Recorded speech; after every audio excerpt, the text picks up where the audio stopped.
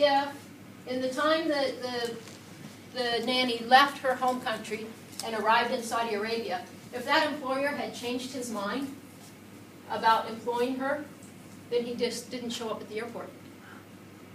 And if there was nobody there to claim her then, she could not leave the airport. Now again, remember, this is a poor person. So this person's stuck there. How are they going to get back? Who's going to pay for that plane ticket? And then what do while they're at the airport? Well, again, they had a room that unclaimed females were sent to this room, and it was, again, one bed stacked on top of the other, and they just had to stay there until somebody would claim them. And if they didn't know anybody, they didn't already have a friend working there or something like that, because that was the only way they would have access to food and water. Nobody in the country was going to feed them. Somebody had to bring them food and water. Same way in the jails. If you got arrested, somebody had to bring you food and water. They didn't provide that for you or anything. Clothes, change of clothes, anything like that. I myself, whenever I would travel without my husband, I would have to have a letter of written permission from my husband saying that it was okay for me to leave the country, and it would have the dates as to when I could leave and when I was supposed to be back. If he could not pick me up at the airport, there had to be somebody else, a male, had to be at the airport to claim me. Otherwise, I couldn't leave the airport either. And it's still like this today. For me personally in living there, and I lived there for 9 years, whenever I went out in public, I had to put on an abaya. I tried to find it for you guys. If you haven't seen a person completely veiled, I have one at home, but we're in the process of packing, but I'll keep looking for it. But I had to wear what's called the abaya there. You also heard the term probably burqa. Had to wear a abaya. I did not cover my hair or veil. No place in the Holy Quran does it say that you have to do that. But because Saudi Arabia is what's referred to as the custodian of the two holy mosques, in other words, the two most sacred locations in the religion of Islam is located in that country. So the king is the protector of those two locations. So he has to be extra careful about what happens within his country. So that's why in Saudi Arabia you see so many people, women who are veiled, completely veiled in that. It's a very conservative country. The real belief in Islam is that male or female, doesn't matter. You're just not supposed to draw attention to yourself by wearing clothing that is outlandish or too wild or anything like that. That's the only belief behind the veiling and all of that. So the third country national, modern slavery, and it's right there in your face and there's nothing you can do about it. You can't help them, especially me as a female. I cannot be seen going, if I saw Mr. Apino walking down the street as another male, even though he's my friend, if my husband wasn't with me, I would not be able to go up to him and carry on a conversation and have the two of us walk around the streets of the city and go shopping or anything like that. There are no movie theaters or anything like that because males and females are not allowed to come together in large groups. As a female, if I wanted to go into a restaurant, Dairy Queen had just opened. Woohoo! Ice cream, desert. Good stuff. I hadn't been in the country very long, so I thought, great, I'm going to go in and get an ice cream cone. What's wrong with that? I walk in, and boy, did those men start yelling at me. Okay, well, I went in the wrong door. I didn't realize that I had gone in the wrong door, and the women's door was around the back. And you walk into this little, what looks like an alleyway, and there is a hole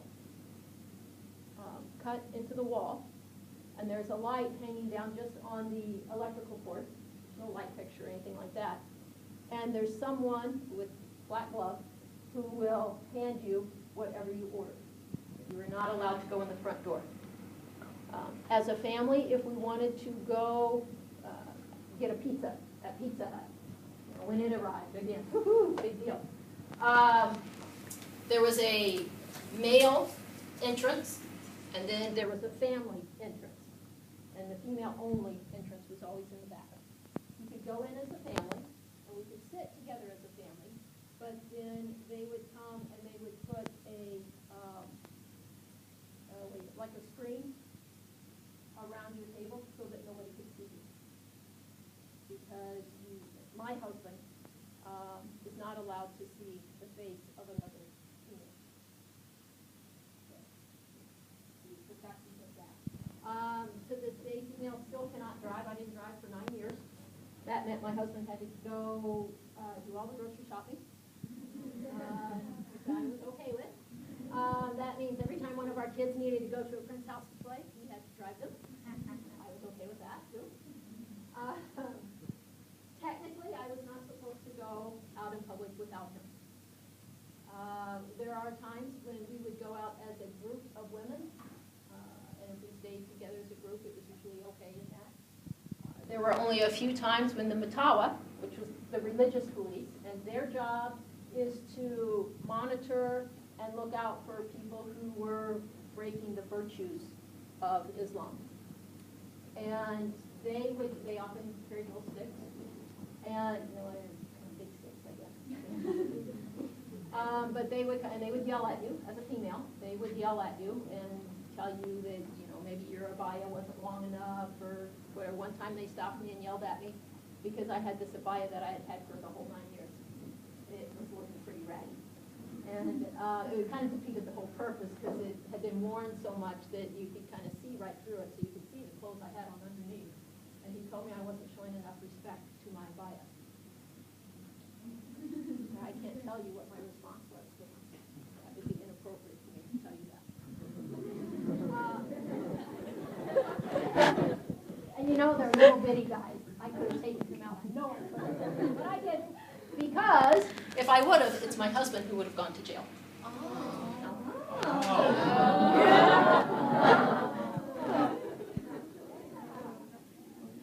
He would have gone to jail because he was not controlled properly.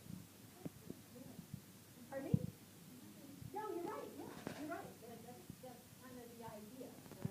But what will happen if your husband is in jail? Then you can't go out. That's right. That's right. And during the time when we were there, the first Gulf War was taking place. And at that time, a lot of the young males were off, joining their Saudi military and all of that. And that's one of the complaints that the mothers and wives had. Well, if they are all going off war, then how can we go out and do the shopping and care for the children? How can we do that if we don't have males here to do all the driving and do the escort in public? Went golfing one day. Big group of ladies. We all went golfing. And you have to go through checkpoints to get. I think your mom was with us, actually. Yeah. Kyle's parents and we had lived there way before Kyle and Sean were born. We lived on the same compound even. And one day, all of moms, we went to go play golf after school.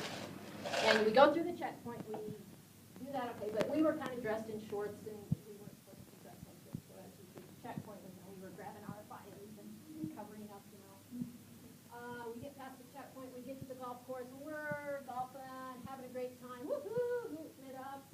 And this man comes out in his golf course, driving as fast as he can, and there's another man in there with him, and he's waving his arms at us, and he's screaming and hollering, and we don't know what's going on.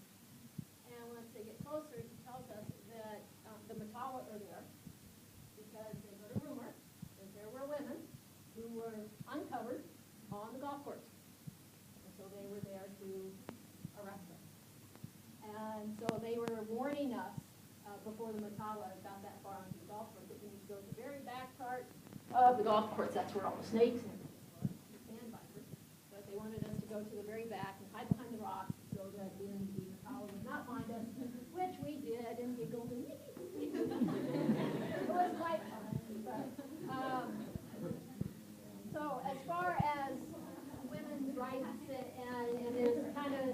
merging together of women's rights and modern slavery. I can also take then that experience, and unfortunately, it's really not that far off from things that happened to women when I was younger, and